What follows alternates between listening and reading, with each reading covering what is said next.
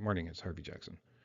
Just going to go through some news items here. And hopefully this mic works because it's been a struggle the last few weeks. They keep on updating the firmware on the mic and it keeps on changing my set settings and think that they're okay, but then they're not.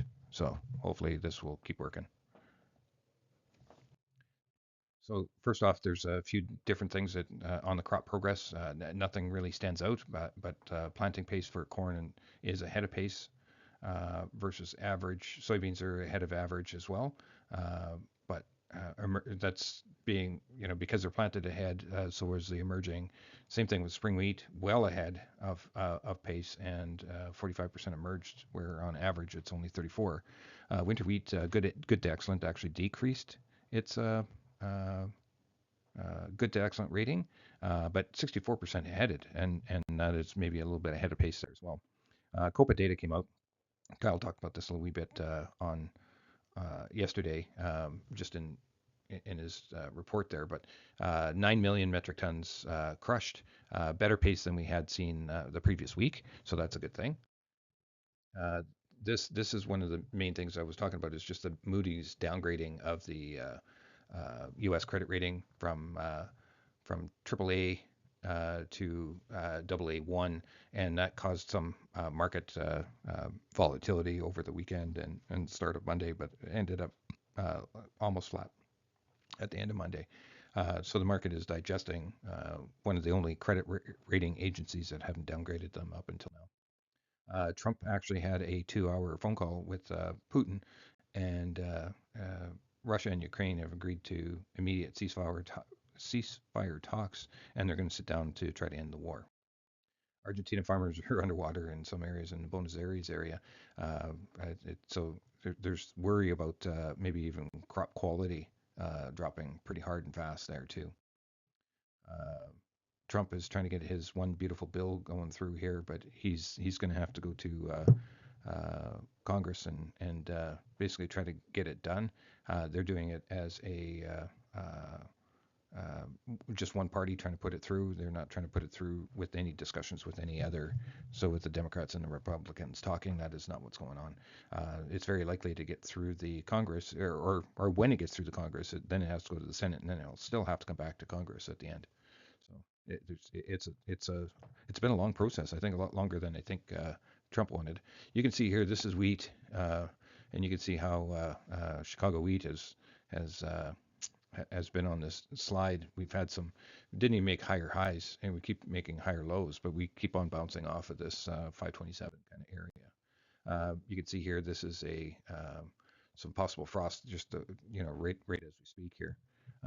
This is your 7-day precipitation forecast, so you can see that there's rain forecast in this area. So where all that corn and soybeans have been planted, but there's some risk of frost in here as well. Cool weather. It's not gonna grow very fast with that kind of temperatures you can see in the 40s. The risk frost is here and here, that at least on the National Service hazards map. Last week we saw this uh, kind of bullseye kind of develop there where they had some flooding. Canola down $1. Rapeseed basically unchanged. Soybean oil uh, just slightly down. Crude oil is down or up a little wee bit, or actually unchanged really, but at $62 a barrel. Soybeans at 10.52, up a penny and a half. The wheats are gaining today, and corn. So the cereals are up. Canadian dollar is basically up a little wee bit. Feeder cattle and meats are down. So you can see that we've had this little bit of a pullback with all that veg oil news, or the mandates for the diesel fuel.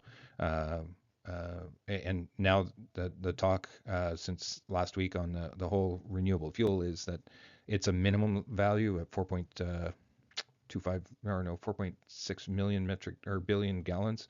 Now it's talk that that's the minimum value. So that's a good thing. So it should support the oil seeds market here as well. So new crop canola had a big pullback, but put some more green on the screen. Still supported above that value over there. $30 range right now on the differential between the old crop and new crop. Uh, Here we are with the European rapeseed, and it's got a pretty nice uptrend here.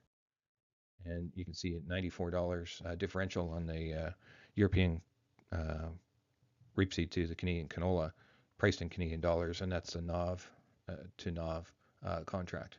So uh, fair market value might be anywhere from that $80 to $60 range. So it should still gain some support for some exports over there, even using those back months. Bean oil, well supported. Looks like it's in this channel upside, but it's at the bottom end of that channel on the upward move that we see right now. And you could almost say the same thing as with going on with soybeans. We're at the bottom end of that channel right now. Crude oil basically looks like it's kind of flagging here, but it's getting to the top end of that range that we got made back in April. Canadian dollar, if there's any more trade deals getting done, I expect this market to probably fall apart. Let's have a quick look at wheat.